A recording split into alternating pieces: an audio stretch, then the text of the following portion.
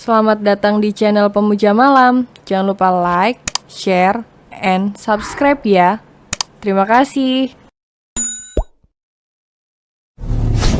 Episode 5. Istri Durhaka. Sesampainya di ruang tamu, mata Madava terbelalak. Entah sejak kapan ada Asrul di sana. Mereka tampak sedang menyantap bakso dengan ditemani jus buah. Sialan, ngapain dia kemari sore begini? Gumam Madava kesal. Ia pun segera menghampiri ketiga orang itu. Lu, ngapain sore kelayapan kemari? Nggak punya rumah lu? Koma. Ketus Madava heran melihat kedatangan Asrul ke rumahnya sore seperti ini. Bahkan dari pakaian yang Asrul kenakan, ia tidak pulang dulu ke rumah alias langsung kemari. Karena ia masih mengenakan pakaiannya saat bekerja. Bukan urusan lu, jawab Asrul acuh tak acuh.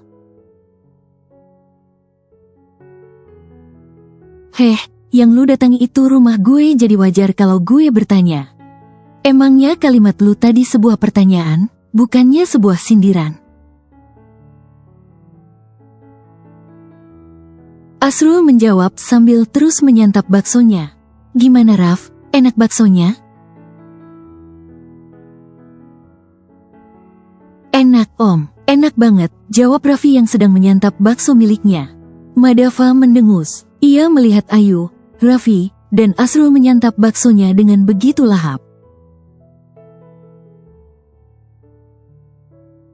Madava seketika menjilat lidah dan menelan ludah. Perutnya tiba-tiba lapar. Dahlah, Puyeng ngomong sama lu. Mana bakso gue? Bakso lu? Emang siapa yang beliin lu bakso? Lah, itu mereka lu beliin. Kenapa gue enggak? Duit lu lebih banyak, beli sendirilah. Gue cuma beliin Ayu dan kal, Raffi.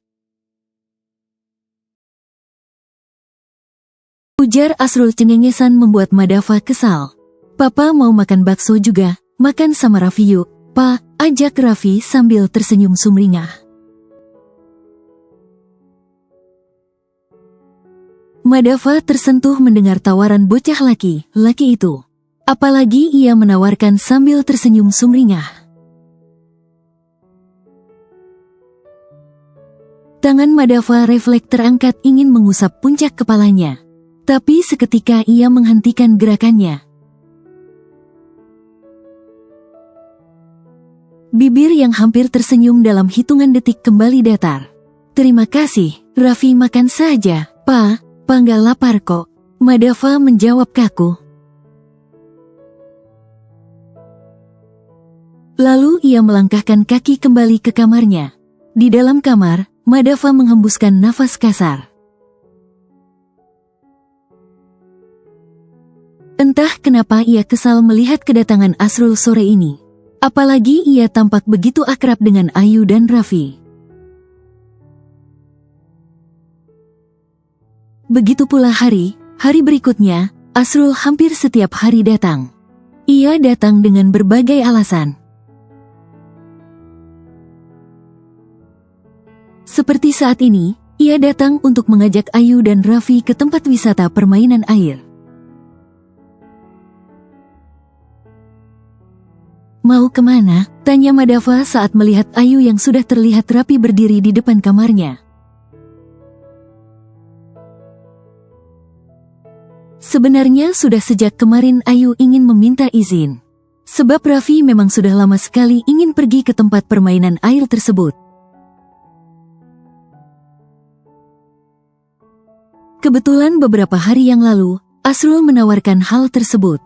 Tentu saja Raffi merasa senang bukan main.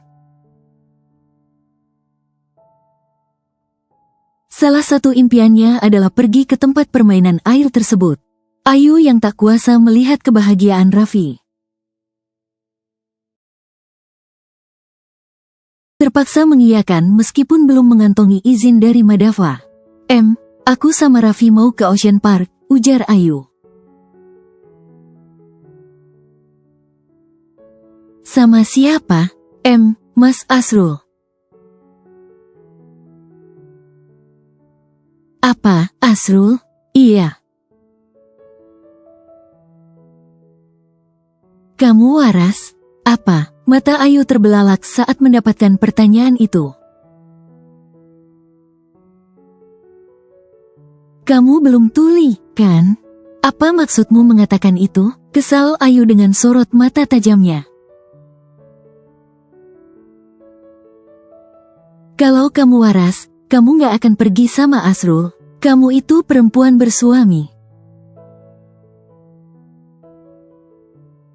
Apa kata orang kalau mereka tahu, kamu, istriku, pergi dengan laki-laki lain? Apa pedulimu? Masih bertanya, apa kau tidak bisa menjaga marwahmu sebagai seorang istri? Hah? Sentak Madava. Entah kenapa ia benar kesal saat mengetahui Ayu akan pergi dengan Asrul. Ia pun tidak habis pikir dengan temannya itu, kenapa bisa kecantol dengan perempuan seperti Ayu. Oke kalau Ayu masih lajang, tapi Ayu ini sudah bersuami loh. Dan suaminya itu temannya sendiri. Tapi ia dengan begitu santainya mencoba mendekati perempuan yang sudah menjadi istrinya ini. Apa tidak ada perempuan lain lagi? Memangnya kau menganggapku sebagai seorang istri? Tanya Ayu membuat Madava tertohok. Ia bahkan selalu bersikap semena dengan Ayu. Apalagi saat di depan Raffi, ia akan bersikap semena sebab ia tahu Ayu pasti akan menuruti perintahnya bila di hadapan anaknya. Seperti kemarin, ia menyuruh Ayu memasangkannya sepatu saat ada Raffi di dekatnya. Dengan menahan kesal, Ayu pun memasangkan sepatunya. Lalu kemarinnya lagi, Madava menyuruh Ayu memasangkannya dasi. Tak peduli Ayu lebih pendek darinya sehingga kesusahan untuk memasangkannya. Tapi lagi Ayu terpaksa menuruti perintah Madava. Pernah juga Madava menyuruh Ayu menggoreng nasi saat nasi putih dan lauk pauknya sudah terhidang.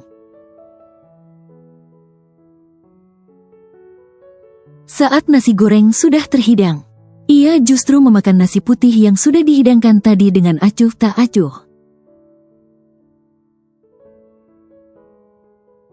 Ayu hanya bisa menahan kedongkolan hatinya, ingin marah dan protes, tapi ada Raffi di sana.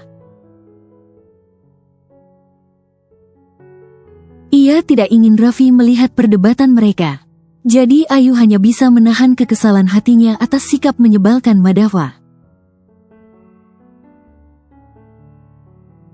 Terlepas aku menganggapmu istri ataupun enggak, ingat, statusmu itu adalah istriku.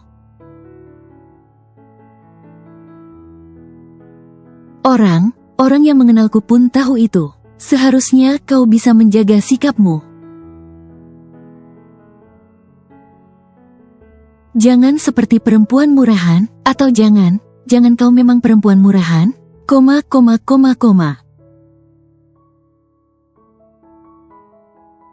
Desis Madava membuat Ayu benar sakit hati mendengarnya. Sebuah tamparan mengenai pipi Madava.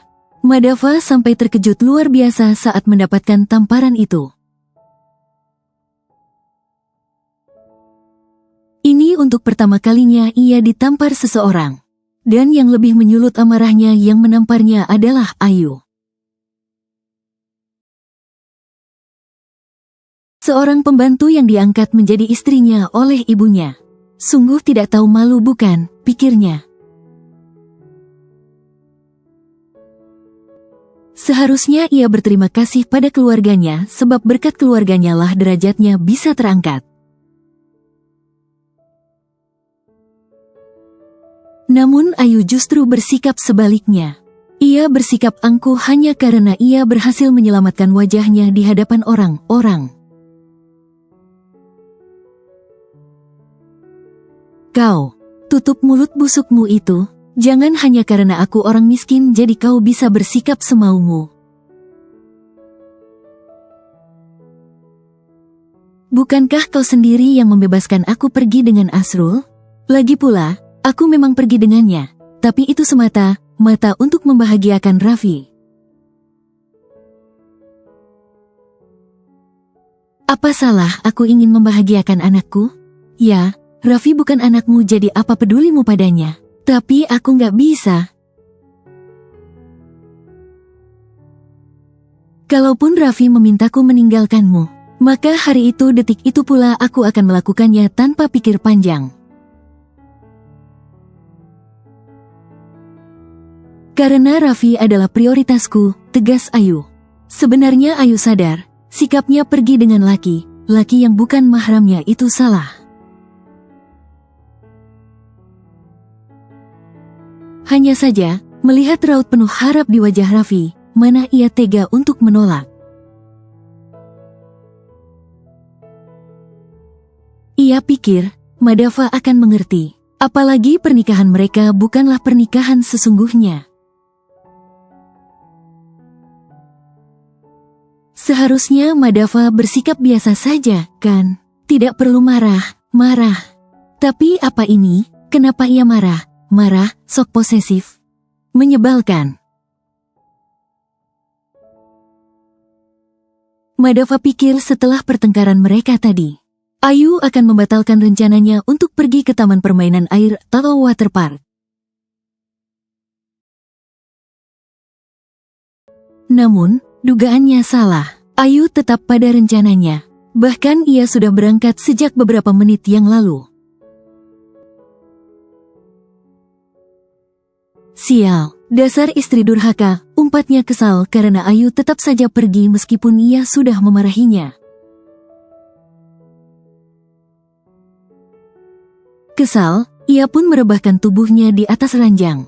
Ia mengambil ponsel dan menghubungi seseorang yang ia perintahkan untuk mencari keberadaan Via.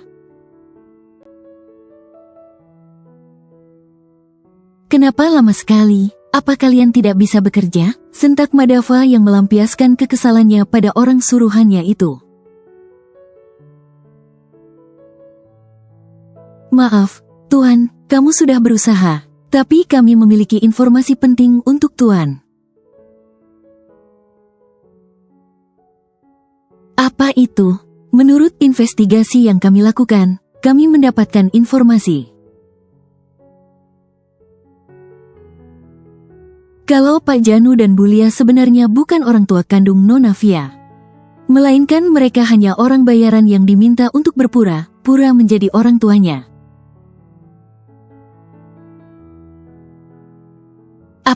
Apa kalian tidak salah informasi? Tidak, Tuan. Kami bahkan sudah berhasil menemukan tempat tinggal Pak Janu dan Bulia. Mereka sepasang suami istri yang dikenal sebagai penipu dari daerah C. Bahkan kami sudah berhasil mengorek informasi dan mereka mengaku kalau mereka dibayar oleh Nona Via untuk menjadi orang tuanya. Brengsek, dasar perempuan sialan. Geram Madava yang benar tidak menduga kalau perempuan yang hampir ia nikahi itu merupakan seorang penipu ulung. Bahkan ia membayar sepasang suami istri untuk menjadi orang tuanya. Ia benar tidak menduga ia akan ditipu mentah seperti ini. Ia sudah seperti orang bodoh karena bisa masuk ke dalam jebakan perempuan itu. Sandiwaranya begitu apik hingga ia tidak pernah menduga kalau Via sudah menipunya habis-habisan. 'Apa? Apa kalian sudah tanyakan keberadaan Via? Sudah, Tuan. Sayangnya mereka tidak tahu. Mereka hanya bertemu saat Nona Via membutuhkan bantuan mereka. Cepat cari tahu di mana perempuan brengsek itu berada. Aku tidak mau tahu menahu. Pokoknya kalian harus menemukan keberadaannya sesegera mungkin. Baik, Tuan. Madava melemparkan ponselnya asal ke atas tempat tidur. Ia menggeram marah karena sudah dibodohi habis-habisan oleh perempuan yang hampir saja menjadi istrinya itu. Dasar, brengsek, awas kau, tunggu pembalasanku, raung Madava meninju udara. Sementara Madava sedang dilanda amarah karena sudah ditipu mentah oleh calon istrinya. Di Ocean Park tampak Ayu sedang murung. Hatinya masih saja kesal dengan apa yang Madava katakan padanya tadi. Asrul yang sedang berada di kolam arus bersama Raffi menoleh. Ia bisa menangkap raut murung di wajah Ayu. Asrul pun beranjak setelah meminta Raffi tetap berada di sana. Raffi di sini aja, ya, jangan kemana. Mana? Om mau bicara sebentar sama Mama, ujar Asrul. Raffi mengangguk. Ia yang sedang bersantai dengan ban berenang memperhatikan Asrul berjalan menuju sang ibu. Ayu memang melarang Raffi bermain permainan yang agak ekstrim. Bagaimanapun, Raffi berbeda dari anak-anak yang lain. Tubuhnya lemah, ia mudah kelelahan dan rentan sakit. Bahkan tubuhnya sering sekali membiru membuat Ayu bingung apa penyebabnya. Tak jarang, Raffi mengalami mimisan bila ia kelelahan ataupun merasa ketakutan. Hal itulah yang membuat Ayu selalu menjaga Raffi ekstra hati-hati. Ia tidak ingin terjadi sesuatu pada Raffi. Bu Sanum mengatakan akan kembali dalam 3 hari. Setelah Bu Sanum pulang, barulah mereka berencana membawa Raffi ke rumah sakit untuk melakukan pemeriksaan menyeluruh. Kamu kenapa murung gitu? Berat banget kayaknya tuh pikiran. Celoteh Asrul membuat Ayu tersenyum tipis. Aku nggak apa-apa kok, cuma kecapean aja, kilah Ayu. Mana mungkin pula ia menceritakan masalah rumah tangganya pada Asrul. Meskipun ia baik, ia juga teman dari suaminya. Rasanya tak etis menceritakan hal yang tidak ada hubungannya dengan laki-laki itu. Baginya, masalah rumah tangga suami istri itu cukuplah mereka yang tahu. Orang lain tidak perlu tahu. Baik buruknya suaminya pun cukup ia yang tahu. Meskipun semua orang bisa melihat bagaimana sikap Madava padanya. Tak perlu pula ia memperjelas dengan menceritakan masalah rumah tangga mereka. Beneran, bukannya ini ada hubungannya dengan Dava ya? Apa terjadi sesuatu di antara kalian? Atau, Dava sebenarnya melarangmu pergi denganku? Cecar Asrul membuat Ayu kebingungan harus menjawab apa. Mama, teriak Raffi membuat Ayu sontak menoleh. Matanya seketika membulat saat melihat Raffi yang berada di atas ban berenang terbawa arus air yang bergelombang. Karena pergerakan orang di dalamnya, posisi Raffi kini sudah cukup jauh. Jelas saja Ayu khawatir. Raffi, pekik Ayu khawatir. Bagaimanapun, Raffi masih kecil. Apalagi ia kini terbawa ke kolam yang cukup dalam. Raffi juga tidak bisa berenang, begitu pula dirinya. Jantung Ayu bagai dipompa kencang. Ia benar-benar ketakutan. Kamu jangan khawatir, aku akan segera membawa Raffi ke sini, ucap Asrul seraya masuk ke dalam air. Ia pun segera berenang mengejar ban Raffi.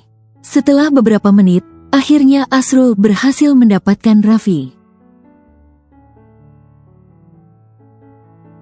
Ia pun segera membawa Raffi menepi mendekati Ayu. Ya Allah, nak, Mama benar-benar khawatir tadi. Kamu nggak apa-apa,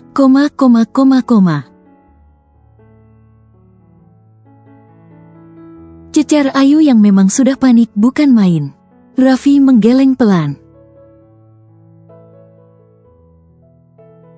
Raffi nggak apa-apa, Ma.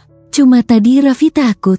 Bagaimana kalau Raffi terjatuh, kan Raffi nggak bisa berenang. Ayu tersenyum lembut. Syukurlah kamu nggak apa-apa, nak. Kita udahan dulu ya. Kapan kita kemari lagi? Ujar Ayu ingin mengajak Raffi pulang. Alasannya pertama karena ia tidak ingin Raffi kelelahan kemudian jatuh sakit. Dan kedua ia tidak ingin Madava semakin marah padanya. Terlepas dari pernikahan mereka yang terjadi karena keterpaksaan. Tapi status mereka itu jelas, sah secara hukum dan agama. Ada hak dan kewajiban yang mesti mereka patuhi dan laksanakan. Tapi Ma, Raffi masih mau main? Iya, yuk, kasihan Raffi, dia masih ingin bermain. Baru juga 1 jam, sela Asrul. Maaf, Mas, tapi Raffi dan aku harus pulang, ujar Ayu yang kukuh mengajak pulang. Raffi nggak lupa, kan? Raffi nggak boleh, tuh kan, baru saja Mama bilang.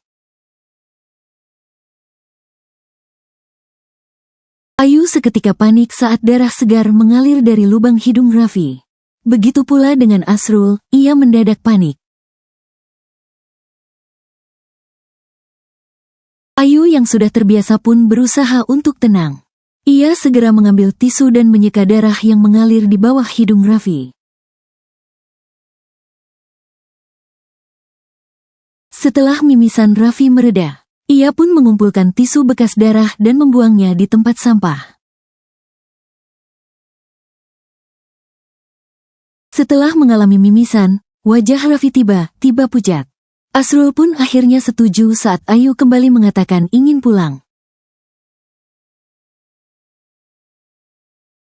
Raffi sering mimisan gitu ya, Yu? Tanya Asrul saat mereka sudah berada di dalam mobil.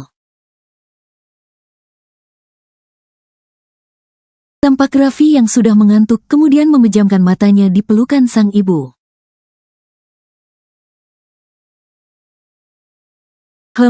Sudah diperiksa di rumah sakit? Belum. Kenapa? Mau periksa sekarang? Aku khawatir loh. Kita harus segera memeriksakannya supaya bisa segera tahu apa penyebabnya. Mas Asrul nggak perlu khawatir, Raffi nggak apa-apa kok. Dia anak yang kuat. Tapi terima kasih atas tawarannya. Ayu tersenyum tipis.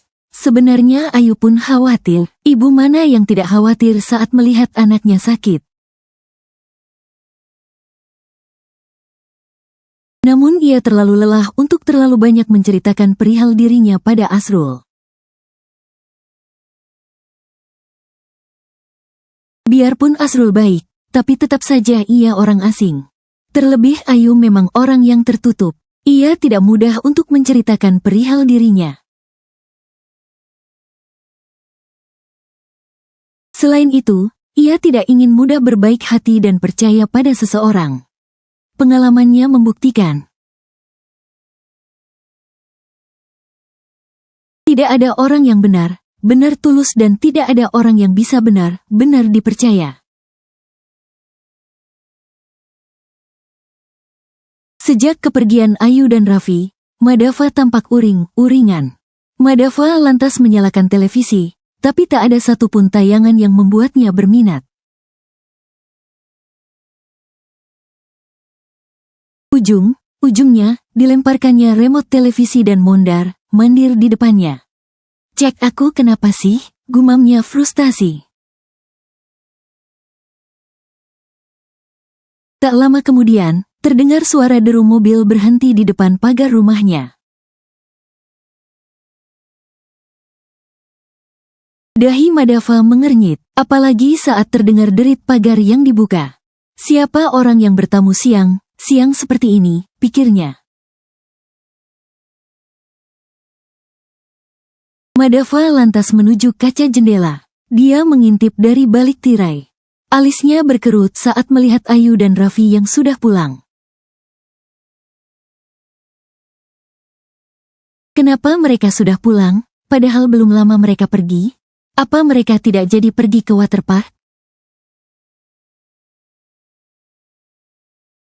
Gumam Madava heran sebab belum 3 jam mereka pergi. Sedangkan pulang pergi ke Ocean Park saja memakan waktu hampir 2 jam. Dan mereka pulang setelah 3 jam pergi.